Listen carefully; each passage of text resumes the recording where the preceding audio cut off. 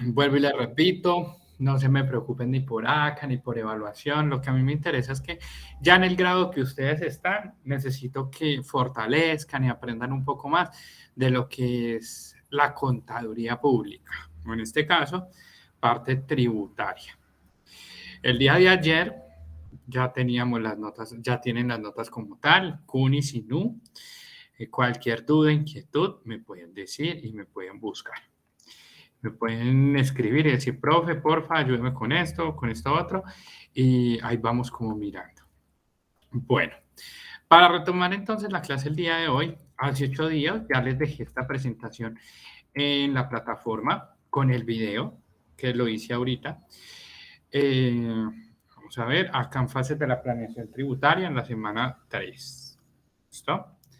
Espérenme a ver que está cargando. Ahí está el video y está la presentación como tal. Está la presentación, que es esta de acá. El día de hoy les monté o les dejé en la plataforma, más bien, cambio el término, la plantilla en blanco y un checklist. Esa plantilla en blanco es la que les voy a explicar y vamos a diligenciar paso a paso como tal. ¿Listo? Que por acá la tengo ya abierta. Listo. Entonces, ¿qué es lo que vamos a hacer? Vamos a hacer lo siguiente. Uno, vamos a hacer una depuración como tal. Vamos a conocer cómo se hace, qué se hace y qué se debe tener. ¿No? Lo primero que uno debe tener en cuenta cuando va a hacer una declaración de renta de una persona natural, cuando no ha declarado por primera vez, cuando ya es recurrente, llamémoslo así, cuando ya es recurrente y la persona ya ha declarado como tal. Primero, hay que pedirle la declaración de renta del año inmediatamente anterior, si fue declarante con sus anexos respectivos y que soporten las cifras de todo y cada uno de los renglones de la declaración. Recuerden que la declaración es, acá lo tengo, es el formulario 210, tiene que soportar cada una de las cédulas que se van a presentar. ¿Listo? Sean la cédula general, eh, pensiones, cédula de dividendos y participaciones y ganancias ocasionales. En ese checklist, entonces, ustedes van a encontrar lo que necesitan solicitarle a la persona. Ese checklist es estándar. Digamos que uno es a criterio de cada contador y cada persona. ¿Listo? Luego vamos a solicitar el registro único tributario actualizado. ¿Por qué actualizado? Porque hay muchas personas que la verdad no es que tengan las actividades que son. 3. La contraseña de usuario registrada en la página web de la DIAN para la elaboración y presentación de su declaración como usuario registrado. El saldo a 31 de diciembre en pesos en moneda nacional o en dólares como tal, de todo lo que tenga, ¿listo? En sus extractos.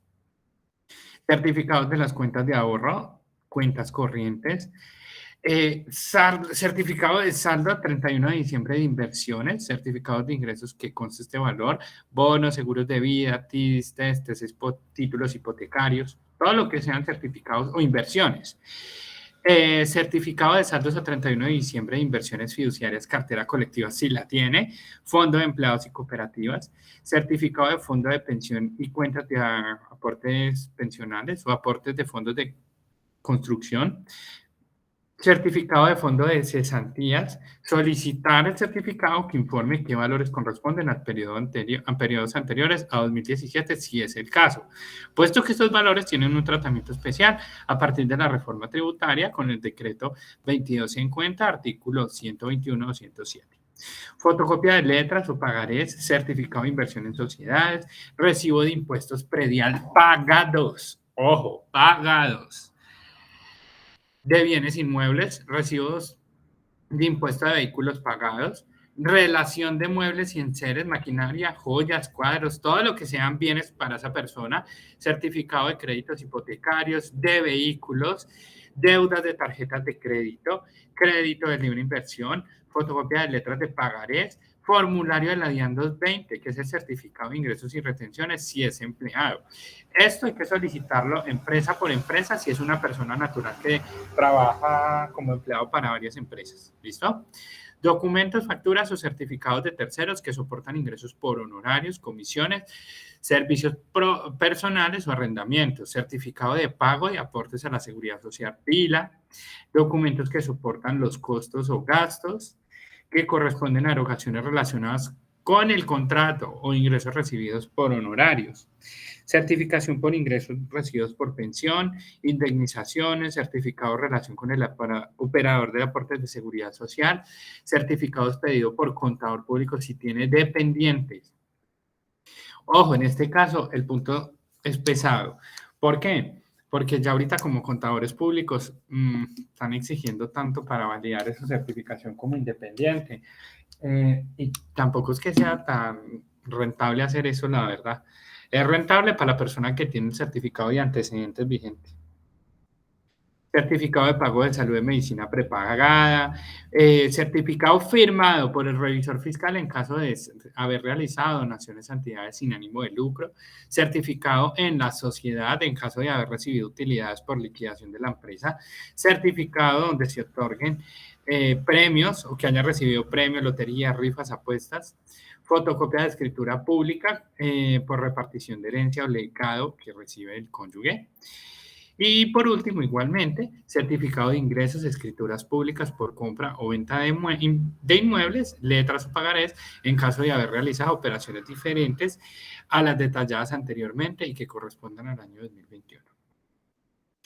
¿Qué recomendaciones damos? Al iniciar entonces la recolección de documentos para no incurrir en sanciones de extemporaneidad, de intereses de mora, tiene una notica. Dice, hacérnoslo llegar cuando se tenga la totalidad de los documentos a nuestro correo. ¿Qué pasa? Que nosotros como contadores públicos nos tenemos que curar en salud y esta es la primera parte de la planeación tributaria en el caso de una renta de persona natural.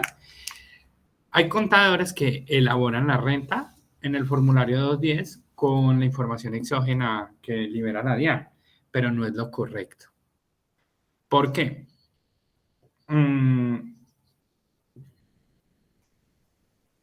Porque en el momento podemos declarar algo erróneo. Y pues para eso, si le vamos a pagar a un contador para que elabore la declaración con la información que tenemos en la exógena, simplemente denle clic a pagar y presentar. La declaración surgiría por la DIAN, que eso es lo que va a hacer él, no va a hacer nada más. ¿Listo? Entonces ahí tienen este checklist con el cual van a trabajar. ¿Listo? Este lo tienen ahí, no es mío, es de una capacitación que estuve como tal en planeación tributaria enfocado a la renta de persona natural. ¿Listo? Para la presentación de la renta de este año. ¿Qué otra cosa podemos hacer o que debemos tener en cuenta? Bueno, que tenga firma electrónica.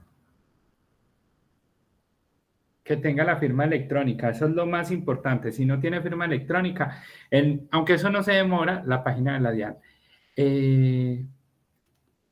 ¿cómo les digo yo? Se cae y puede crear un peligro y pagar una renta con extemporaneidad. ¿Listo?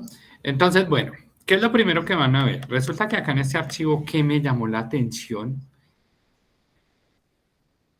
y hay algo chévere. Resulta que este archivo tiene un resumen de la renta exenta y deducción. Y como ustedes pueden ver, va por la cédula de trabajo, por el capital, que es la cédula general y no laborales, pensiones y dividendos, qué aplica y qué no aplica, el límite como tal, las pensiones y la renta líquida, si aplica o no aplica como tal. ¿Qué más podemos tener ahí? A ver. Acá tenemos los conceptos y la aplicación de la cédula. Por ejemplo, acá, si miramos el tema de ingresos brutos, aplica para todas las cédulas, en dividendos, pensiones, no laborales, capital y trabajo. ¿Qué más? Ajá. Que acá tenemos cédula general. ¿Qué quiere decir esto con CT y sin CT? Con contrato de trabajo y sin contrato de trabajo. Recuerden que podemos tener ingresos esporádicos como tal, donde simplemente nos entregan el dinero, pero no tenemos un contrato de trabajo. Pero por otro lado, tenemos los que tenemos contrato de trabajo como tal. Eh, por ejemplo, miren, cuando hablamos de costos y deducciones, costos y gastos, más bien. Pero vámonos en orden. En este caso, miren, los ingresos no constitutivos de renta y ganancia ocasional aplican para todas las cédulas. En la cédula general aplica para las 3 subcédulas, trabajo, capital y no laborales, aplica para pensiones, pero no aplica para dividendos como tal. ¿Listo?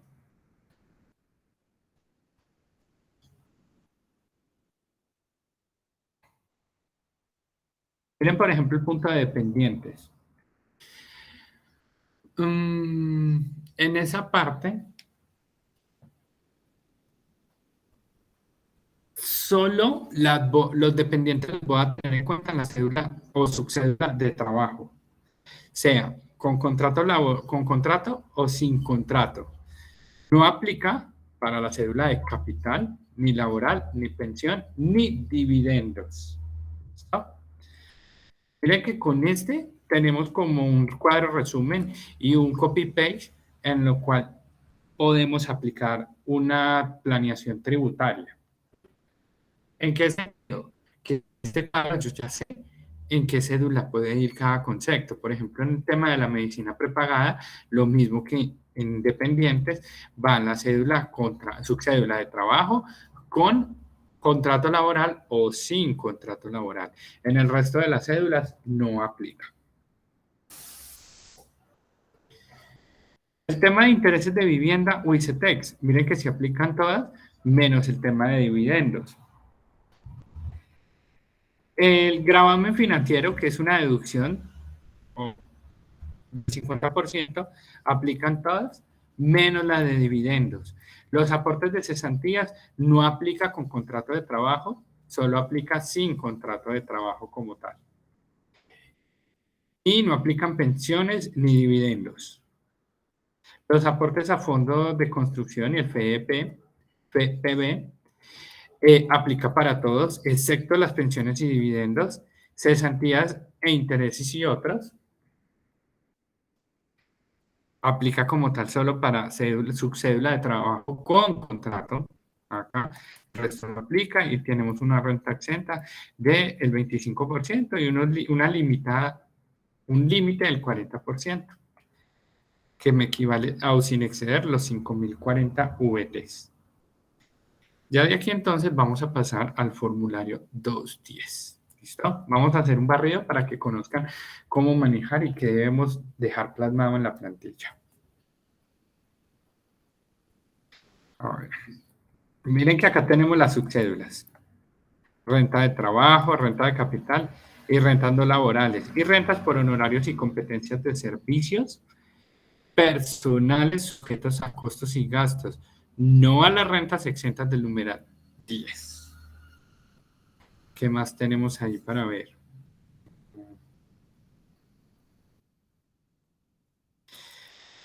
Este, en especial, lo podríamos asumir en este cuadro resumen, que sería este de acá. La subcédula de trabajo sin contrato, si no me equivoco, sería este, en el formulario 210.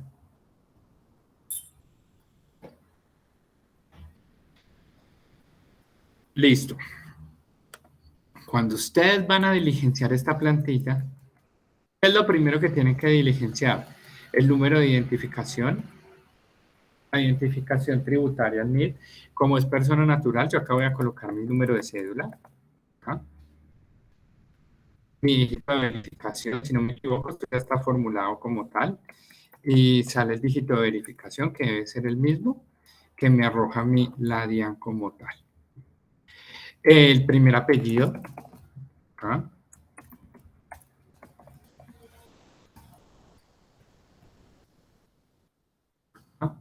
Eso es lo primero que ustedes deben de tener en cuenta al diligenciar la declaración, junto con el código, que es la casilla número 2, y la actividad económica. En este momento, si no me equivoco, el código de la actividad económica lo podemos encontrar en la resolución, resolución 114 del 2020. Ajá, no acá. En el caso, por ejemplo, en mi caso, yo tengo en Inirut, que yo tengo como actividad económica asesorías bueno, no, ya no tengo el tema de asesorías contables, pero sí que tengo como actividades extracurriculares de docencia, llamémoslo así. Si vamos y miramos la resolución, entonces por acá tenemos agricultura, ganadería, casa y actividades de servicio conexas, cultivos agrícolas permanentes, ganadería, casa. Están divididos, por ejemplo, explotación de minas y canteras, finanzas creo que aparece. Sí, actividades financieras y de seguro, intermediación monetaria, fideicomisos, otras actividades. Por ejemplo, miremos a ver si me sale la de contabilidad. Actividades jurídicas y de contabilidad. Entonces está dividida, que serían la actividad 692, actividades de contabilidad, teneduría de libros, auditoría financiera y asesoría tributaria. Ese sería el código. En mi caso, si yo me dedicara como tal a llevar contabilidades. La voy a guardar y se las voy a colocar en la plataforma.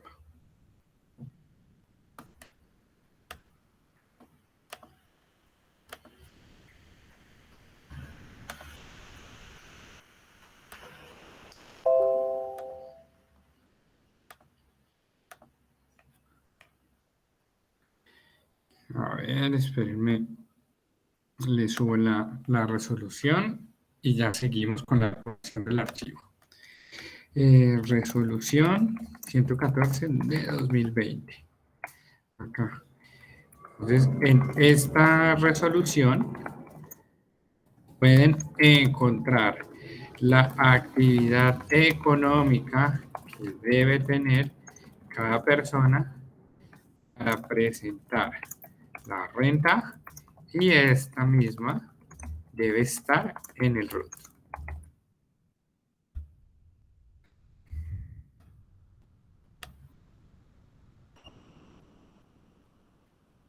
Esperemos que cargue.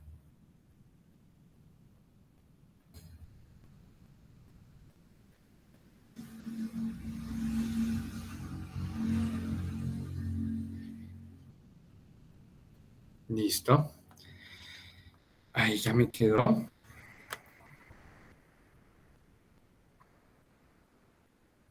Listo. Ahorita entonces, ¿con qué vamos a seguir? En el archivo que les coloqué, por hoy primero colóquenme cuidado como tal. Y luego vamos a iniciar, o ustedes lo van a hacer, ¿cómo les digo yo? Espérenme que yo creo que abrí el que no era. A ver.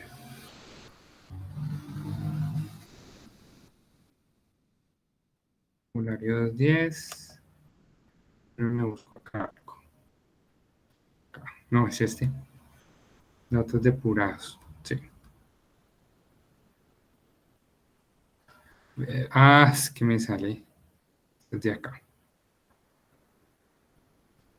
Con esta información en datos depurados, les va a servir y les va a ser de gran utilidad para cualquier renta que elaboren en el proceso de su aprendizaje o vida laboral como tal.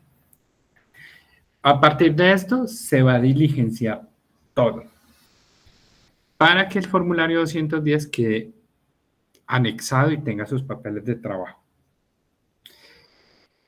¿Qué me piden? El patrimonio bruto año 2020, patrimonio líquido año 2020. Si la persona ya declaró como tal, tomo la declaración del año 2020. La parte difícil, Si la persona no ha declarado, me tengo que sentar, hablar y calcular el patrimonio bruto del año 2020 y preguntarle qué tenía, qué tenía y cómo voy a calcular ese patrimonio bruto del año anterior. ¿Dónde lo voy a diligenciar? ¿O dónde se amarra eso? Acá. Total patrimonio. Acá. Aquí pueden encontrar el patrimonio bruto del año anterior. ¿Listo? Perdón. En datos depurados. Vamos a colocar un ejemplo. Y creo, si no estoy mal, igual yo ahorita ya les paso. Espérenme, miro.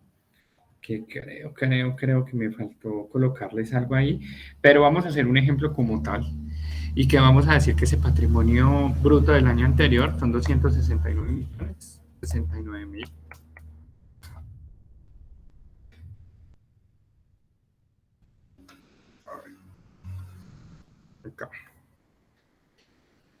¿Qué más colocamos? El patrimonio líquido del año anterior, vamos a colocar el mismo, 269,069. Ojo, ¿qué quiere decir el patrimonio líquido del año anterior? Aquí de pronto en este ejercicio va a quedar así, pero cuando ustedes se enfrenten el patrimonio líquido del año anterior, ojo, ojo, primera aclaración. Y puede suceder, porque cuando me ha tocado los módulos de planeación tributaria o renta, principios de renta en un posgrado, 2 veces me hicieron la pregunta. Pusieron un ejercicio de depuración de renta. Profe, mira que yo no le entiendo. ¿Por qué? Porque es que en el balance que usted nos dio, mi patrimonio contable no me cruza con el patrimonio bruto o el patrimonio líquido que yo tengo en mi declaración. Resulta que el patrimonio líquido es activo menos pasivo. Los activos que yo reporto menos los pasivos que yo tengo. ¿Qué son pasivos? Las deudas que yo tenga como tal por medio de certificados. Todo tiene que tener certificado. No puedo tener nada o colocar lo mismo que en la renta, coloco que en la exógena, corro peligro. Para este caso, vamos a colocarle. ¿Será que le colocamos deudas? No, dejémoslo así. Luego dice que el impuesto de renta del año 2020, la declaración de renta anterior, lo tomamos del impuesto de renta que le dio a pagar. ¿Listo? En este caso, vamos a colocarle 0. Quiere decir que tuve muy buenas deducciones para que me diera 0. Luego me pregunta por el anticipo de impuesto de renta año 2021, que es el renglón 114 de la declaración de renta del año gravable 2020. ¿Listo? En este caso le voy a dejar 0 también. Les voy a mostrar por acá.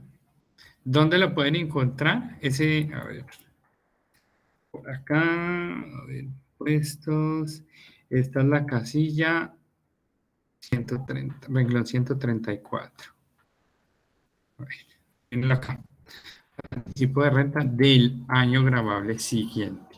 ¿Listo? Ahí pueden encontrar la información para diligenciar la plantilla como tal. Cuando hablamos de saldo a favor, es porque tengo un saldo que me quedó del año anterior. ¿De qué me resulta saldo a favor? Que me aplicaron retenciones, llamémoslo así. Me dio un saldo a pagar, ¿listo?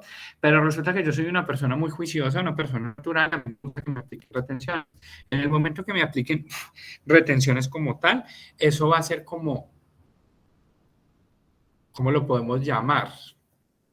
Para no decirlo técnicamente, como una cuenta espejo, como un contra el saldo que me va a pagar en la renta. Y si mis retenciones son mayores al saldo a pagar en renta, quiere decir que me cruza, no tengo que pagar nada y me queda un saldo a favor para cobrarle a la DIAN. En este caso vamos a colocar 1.159.000. ¿Qué más podemos mirar ahí? Dice, responda si la declaración tributaria actual es.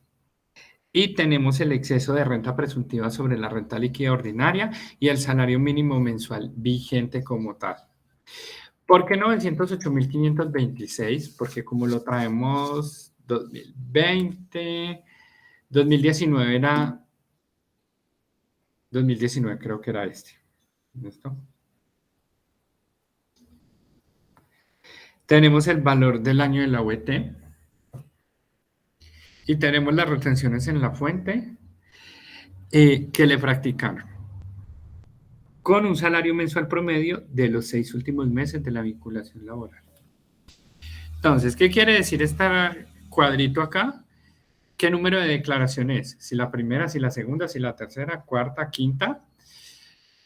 Haga el cálculo del anticipo como tal.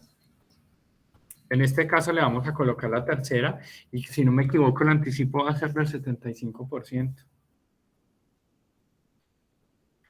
¿Qué más tenemos por acá?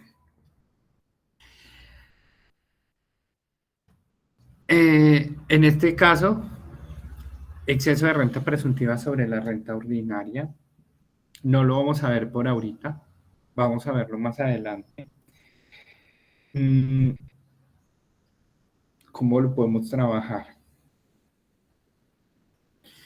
Este resulta cuando yo no tengo como efectivo, cuando no tengo ventas, llamémoslo así.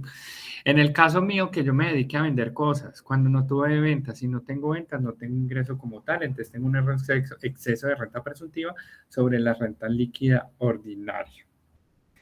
Anteriormente creo que era el 1.5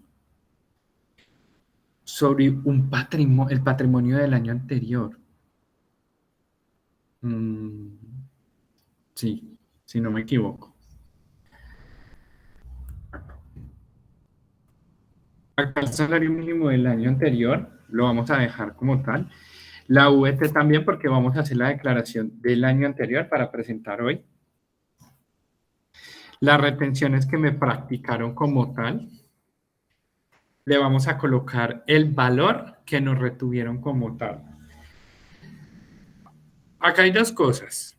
Si yo soy empleado, se supone que el certificado de ingresos y retenciones a mí me indica que me van a descontar, ¿listo? O qué retenciones me hicieron como tal. Tomo el valor que tengo exactamente ahí diligenciado, el valor que tengo ahí. Si no, pues yo tengo que ponerme en la labor de pedir las retenciones que me ejecutaron en las entidades. Se supone que si yo soy una persona juiciosa, yo ya debería tener esa información con soportes, porque no me puedo confiar solo en lo de la información exógena, porque la información exógena puede ser menor o mayor a lo que me entreguen el certificado la empresa como tal. ¿Qué más podemos tener ahí? Mm,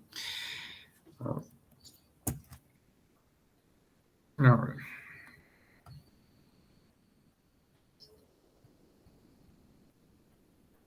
Mm,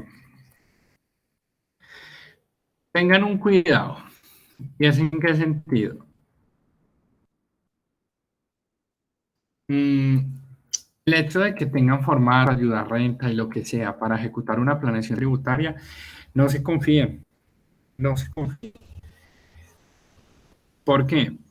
Porque esas plantillas tienen errores y no son perfectas. Y es mejor hacer como tal el cálculo manual. A ver. Luego me dice, el salario mensual promedio, los 6 últimos meses de la vinculación laboral, en el caso de que la persona tenga un contrato como tal. ¿Listo? Lo que está en amarillo como tal le sirve de guía para diligenciar. ¿Listo? En este caso no vamos a colocar ni este ni este acá. Miren que acá entramos ya a la sección de ingresos laborales y de pensión, donde tenemos el salario básico, compensación integral, otros ingresos laborales en el formato 220, prestaciones legales y convivencia colectiva, participación básica y auxilios y beneficios, viáticos, excesos de salario básico. Señor, dime, Alberto. Profe, una pregunta, ¿y en otros ingresos laborales qué puede ir? ¿Los bonos o algo así? Depende, porque es que se supone, te lo coloco en un contexto laboral. Si los bonos son recurrentes, a ver, por acá me escribieron o fuiste tú que alzaste la mano. Si los bonos, te lo coloco así, un bono, una bonificación o X cosa que a nosotros nos entreguen como empleados, si nos vamos a la cédula, acá, o al resumen, de la cédula general de trabajo con contrato y sin contrato, si yo tengo un contrato, ahí tengo un pero. ¿Por qué? Porque si el bono recurrente se me vuelve salarial como tal.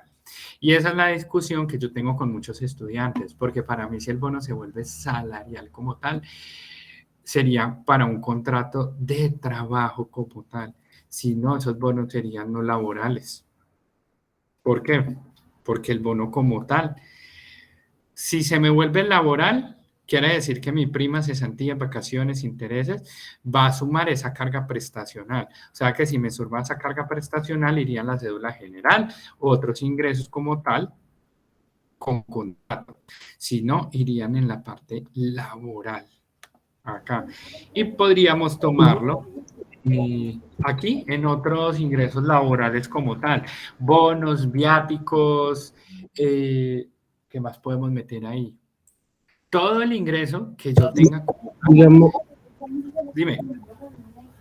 digamos el bono se lo dan cada mes con el salario, pero no constituye base prestacional, sino Depende, aparte del sueldo. porque es que hay una normatividad laboral en la cual me indica que si el bono es recurrente se me vuelve laboral. Se me vuelve laboral. Y por eso es que uno firma una carta Okay. donde esa carta dice que ese bono no la dieron por Se mera. vuelve recurrente y se vuelve laboral. ¿Cómo? Se vuelve laboral, digamos que sea concurrente, que se pague, digamos, mes a mes. Exacto. Se vuelve, si es recurrente, se vuelve laboral y tiene carga prestacional. Tiene carga prestacional, ese bono. Si ese bono máximo que yo, si no estoy mal, es permitido esa bonificación 2 veces al año. Y le hacen firmar a uno una carta donde esa carta dice que es un bono que da la empresa por mera liberalidad. ¿Qué quiere decir? Que les dio la gana de regalárselo como tal, pero no hace parte de sus prestaciones sociales. En muchas empresas, a fin de año, nos dan o les dan una bonificación por los ingresos o las utilidades que tenga la empresa. Hay empresas que lo toman como tal salarial. ¿Por qué? Porque al tomarlo salarial lo pueden llevar como una deducción en su renta. Porque tiene un tratamiento social, pero hay empresas que no les gusta. ¿Por qué? Porque si yo lo doy salarial, ¿qué va a pasar con mi planilla de pensión, cesantías o mi pila? Me va a aumentar mi base gravable como tal. Si me lo entregan en diciembre, o sea que en diciembre voy a tener una base alta como tal para la liquidación de primas, cesantías, vacaciones y demás. Entonces, ahí para cerrarte la pregunta, no sé si te contesto, ingresos laborales son los que son recurrentes como tal y si la bonificación es recurrente en el año, se vuelve laboral. Si hay una empresa que lo está manejando como no laboral, está llevando doble contabilidad. ¿Por qué? Porque se supone que esa bonificación Cuenta de todo. algún modo. Exacto, aumenta todo y de algún modo tiene que salir y tienen que justificar la salida de esa bonificación como tal. Y puede ser, hay empresas que llevan doble contabilidad y les doy un ejemplo. En la planilla de seguridad social le pagan el mínimo, pero en contabilidad recibe 3 millones de pesos. Hay mucha gente que lo acepta y ahí es un error. ¿Por qué? Porque en el caso de una persona natural que tenga un ingreso laboral. Y eso entonces debería ir discriminando. ¿Cómo? ¿Cómo? ¿Cuál fue tu pregunta?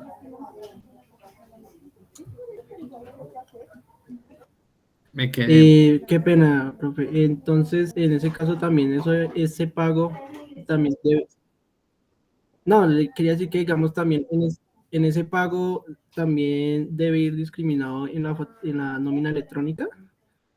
Claro, sí. No tengo experiencia en nómina electrónica, pero se supone que sí, porque ahí es donde te doy la respuesta. Para eso es la nómina electrónica. Imagínate entonces eso.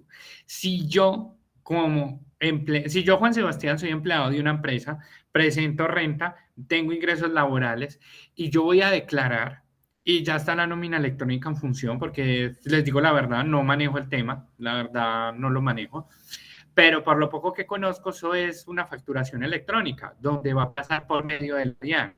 Entonces, eso va a cruzar renta, persona natural, exógena y nómina electrónica.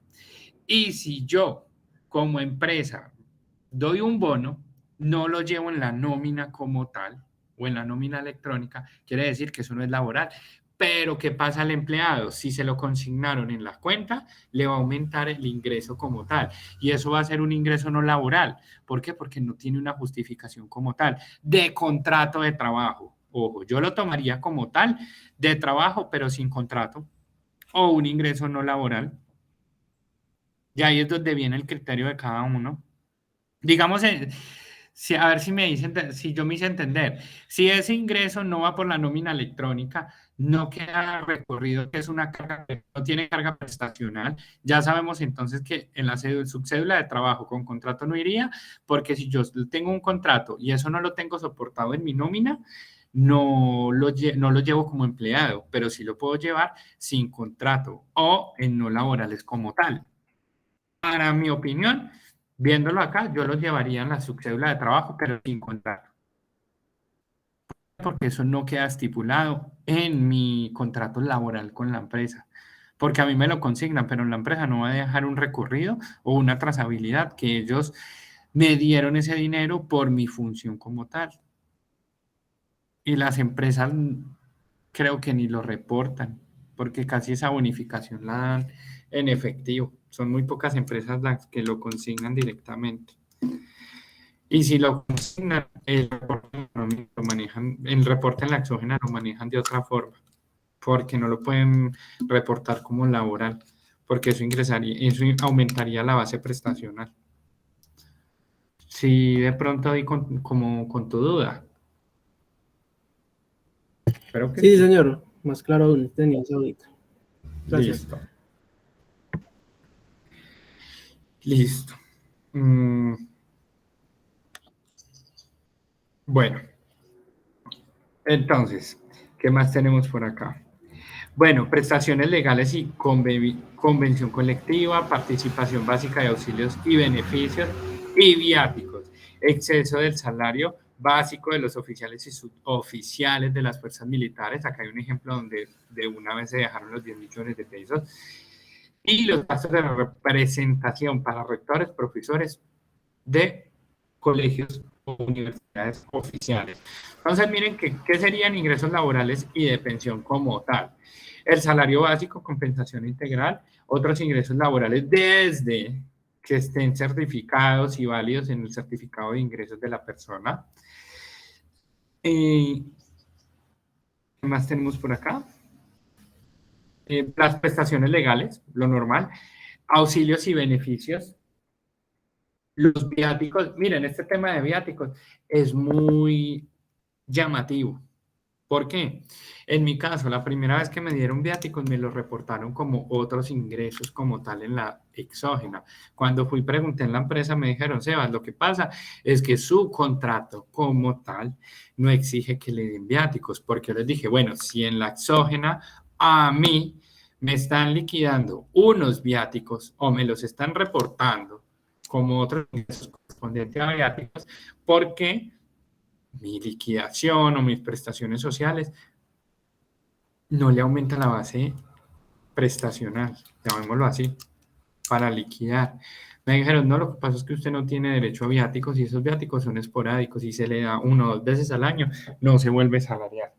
Entonces ahí fue donde yo quedé, yo dije, bueno, o sea que me aumenta mi ingreso, así sea poco, porque me lo consignaron como tal, me los entregaron y me lo reportaron en la nómina. Y al entregármelos y reportármelos, eso me va a aumentar mi base para ser declarante como tal. ¿Qué más tenemos por acá?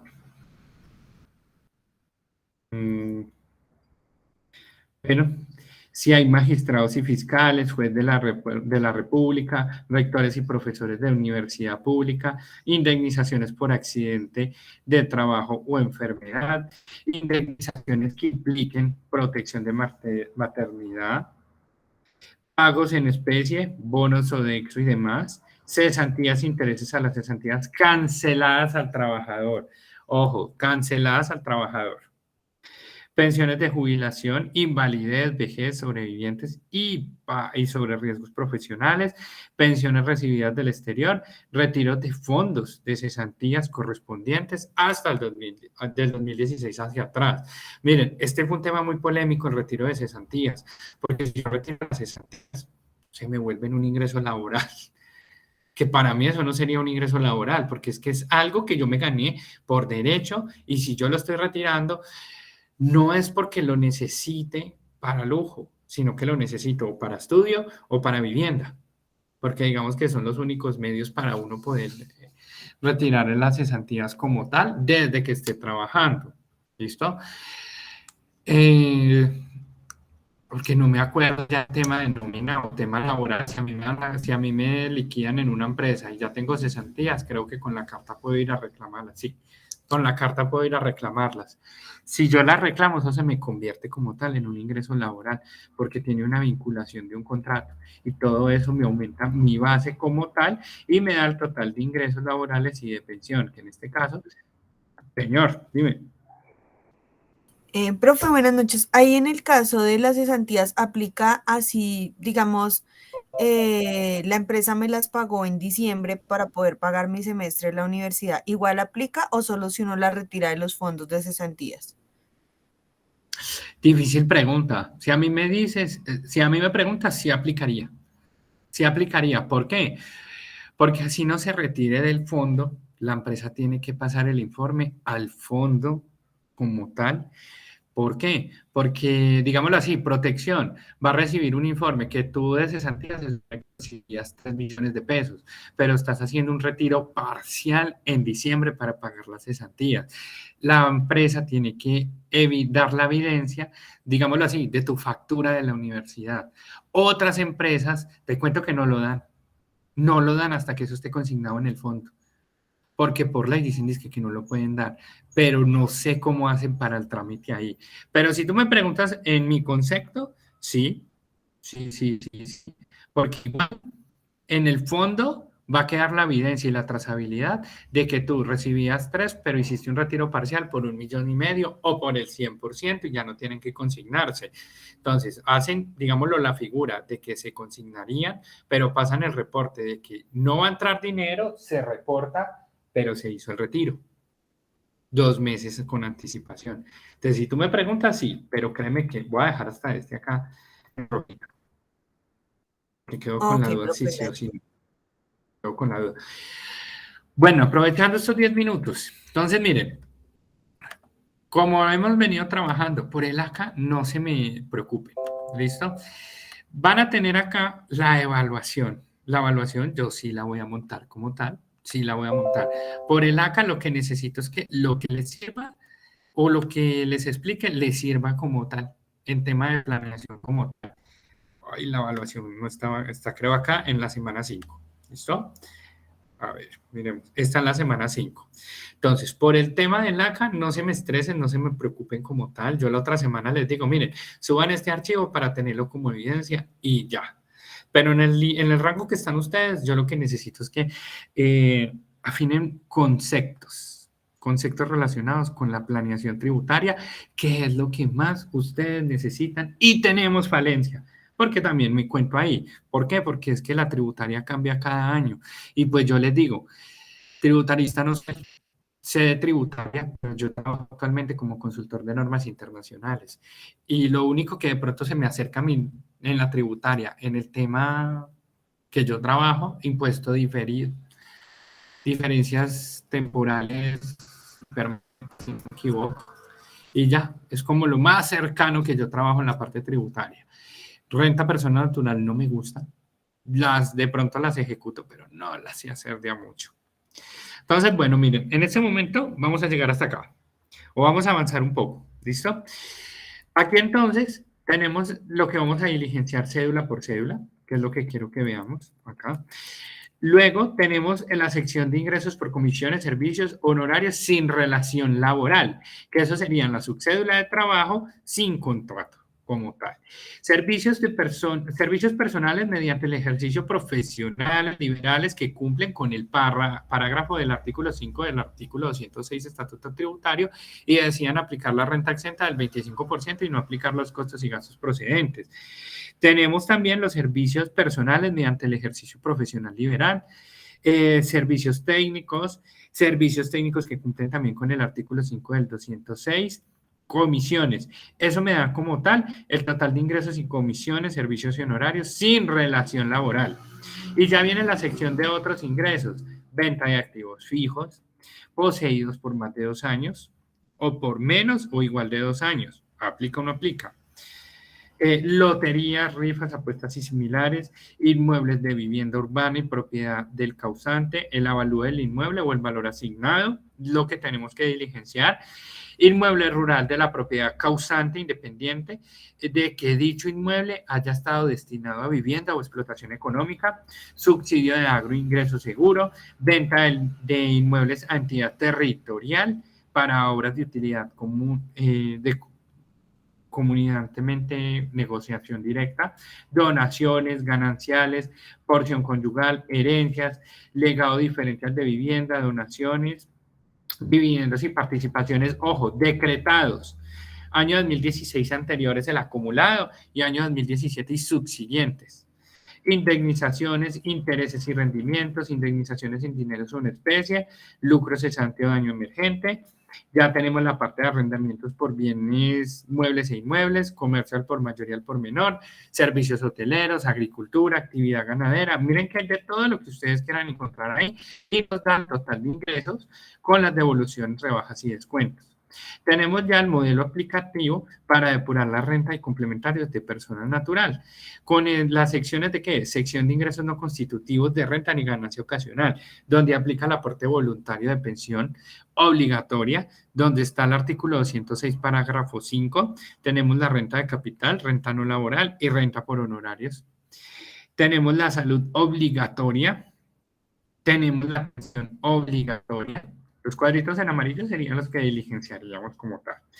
Tenemos lo mismo, cada subsidio de agroingreso seguro, venta del inmueble, las gananciales. Todo esto nos da el total de ingresos no constitutivos de renta ni ganancia ocasional. Y ya sigue la sección de costos, gastos procedentes, deducciones imputables y costos, donde tenemos el costo de venta del activo fijo, cuál fue el costo de venta y los ingresos obtenidos en el exterior. ¿Para qué el costo de venta? Para el cálculo de la ganancia ocasional. Costo de actividad como independiente, ¿qué actividad se tiene? El costo de los arrendamientos, bienes o inmuebles y la prestación de servicios técnicos profesionales, el costo en que incurro, que me da el total de gastos procedentes, el total de costos y gastos procedentes de servicios técnicos y total de costos de todas las actividades. Los gastos procedentes por cada una de las rentas, tanto de capital por no laboral. Deducciones imputables, donde tenemos los servicios hoteleros y nos da el total de deducciones y costos y deducciones. Tenemos la parte de rentas exentas, donde ya determinamos qué vamos a llevar como exento como tal. Las rentas exentas del impuesto de la ganancia ocasional por inmuebles, por herencias, por donaciones y ya los datos fiscales como tal. Compensación de pérdidas fiscales, sección de datos fiscales donde tenemos las pérdidas fiscales por renta laboral, renta de capital, honorarios, tenemos la compensación de renta presuntiva y la recuperación de deducciones. Y ya quedamos en el impuesto de renta y la sección de descuentos tributarios. Que vamos a trabajar un poco en esta para que ustedes vean qué descuentos nos pueden aplicar. Y ya. Listo, chicos. Entonces, por hoy, quiero que chismoseen la plantilla, quiero que la vean, porque ya dentro de 8 días, entonces, lo que voy a hacer es subirles el ejercicio como tal y vamos a empezar a desarrollarlo para mirar qué resultado nos arrojan cada una de las cédulas. Por hoy, digamos que vimos la segunda parte de lo que aplicaría en una planeación de renta de persona natural. Entonces, listo, muchas gracias